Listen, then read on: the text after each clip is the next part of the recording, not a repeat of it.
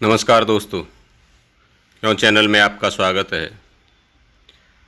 आज एक नया प्रश्न आया कि सत्यनारायण भगवान की जो कथा होती है, तो सत्यनारायण भगवान की कथा है कौन सी। जो कथा हम सुनते हैं वो तो उन भक्तों का वृत्तांत है, किंतु उनके यहाँ जो कथा हुई वो कौन सी कथा थी। लीलावती कलावती वाली जो कथा है, उनके यहाँ जो कथा हुई वो कौन सी कथा थी। सतानंद के यहाँ जो कथा हुई वो कौन सी कथा थी। तो वास्तव में सत्यनारायण की कथा कौन सी है, ये प्रश्न आया।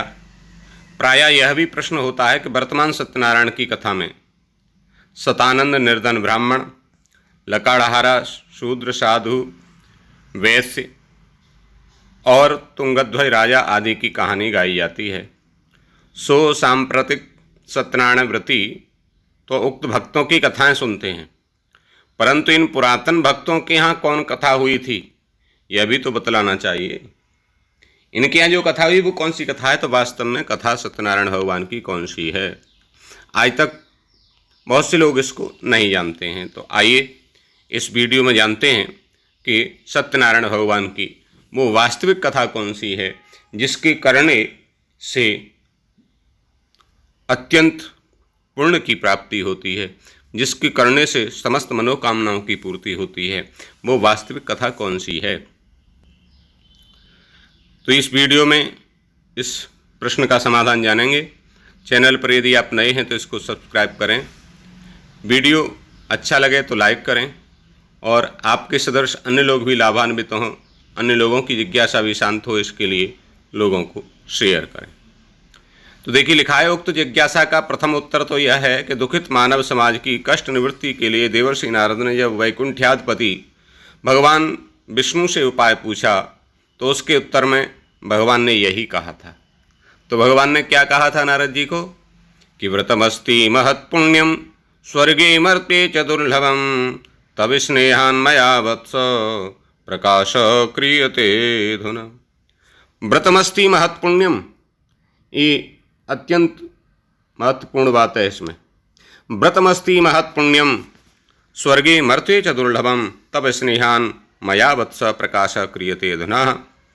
अर्थात हे पुत्र, मर्त्यलोक क्या स्वर्ग में भी अत्यंत दुर्लभ बड़ा ही पवित्र एक व्रत है, जिसे मैं तेरे स्नेह से प्रेरित होकर के आज प्रकट कर रहा हूँ। बड़ा ही पवित्र एक व्रत है। तो यहाँ व्रत का ही निर्देश किया गया है। वास्तव में व्रतोपवास पूर्वक सत्यनारायण भगवान का पूजन ही इस धर्मानुष्ठान का प्रधान अंग है।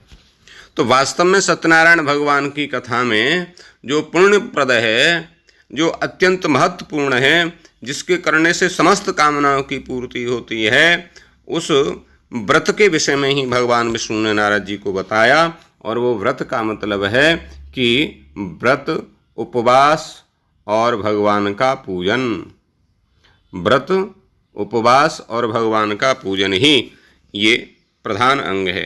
कथा, कीर्तन, जागरण और ब्राह्मण भोजन आदि अन्यान्य कृत्य तो केवल इस मुख्य अनुष्ठान के पूरक मात्र हैं, जिससे आस्तिक लोग सत्यनारायण भगवान के अनुग्रह से व्रत अनुष्ठाताओं को हुए अनेक लाभों को सुनकर के स्वयं भी सत्यनारायण व्रत धारण करें, व्रत में प्रवृत्त हों, इसलिए ये सब सुनाया जाता है।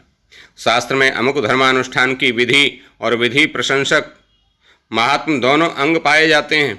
तो यहाँ भी व्रत धारण की विधि है, और उक्त विधि की प्रशंसा के लिए रोचनार्था फलश्रुति के रूप में ब्राह्मण, क्षत्रिय, वैश्य और शूद्र चारों वर्णों के प्रतिनिधियों द्वारा सत्यनारायण भगवान के व्रत को धारण करने पर इच्छित फल की प्राप्ति होती है, इसका उल्लेख मिलता है।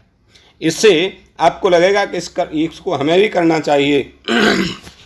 जब इनको इस फल की प्राप्ति हुई तो हमें भी फल की प्राप्ति होगी। तो आपको क्या करना चाहिए, ये महत्वपूर्ण है। केवल लीलावती कलावती की कथा सुन लेने से आपको फल की प्राप्ति नहीं होगी। वास्तव में फल की जो प्राप्ति होगी वो व्रतमस्ति महत्पुण्यम, वो व्रत करने से होगी, वो पूजन करने से होगी, वो भगवान के नामस्मरण करने से होगी।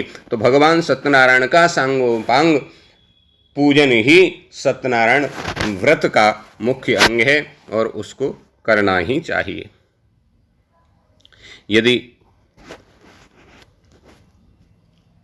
आगे लिखा है कि यदि इतने पर भी संतोष न हो तो यह समझ लेना चाहिए कि सतानंद और साधु वैश्य आदि सत्य नारायण के व्रतधारियों के यहाँ भी यही सत्यनारायण कथा बची थी, क्योंकि यह कथा अनादि है और न सृष्टि सर्जन के साथ उत्पन्न होती है न प्रलय में विलीन होती है, क्योंकि पूर्व काल में प्रचलित तथा काल परंपरा से विलुप्त प्रायः तथ्यों का ही युगांतर में पुनरपि प्रचलन होता है, जैसा कि श्रीमद् भगवत गीता के संबंध में स्वयं भगवान ने कहा, इमं विवस्वते योगम प्रोक्तवानहम् अव्ययम्।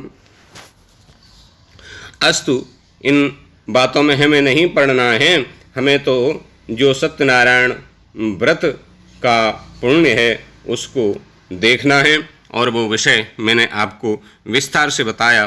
तो इस वीडियो से आप समझ गए होंगे कि वास्तव में सत्यनारायण भगवान की व्रत कथा कौन सी है, सत्यनारायण भगवान का व्रत कौन सा है और किसके करने से मनोरथ की प्राप्ति होती है। इस प्रश्न को आप अच्छी तरह से समझ गए होंगे। तो इतना ही मेरा उद्देश्य था।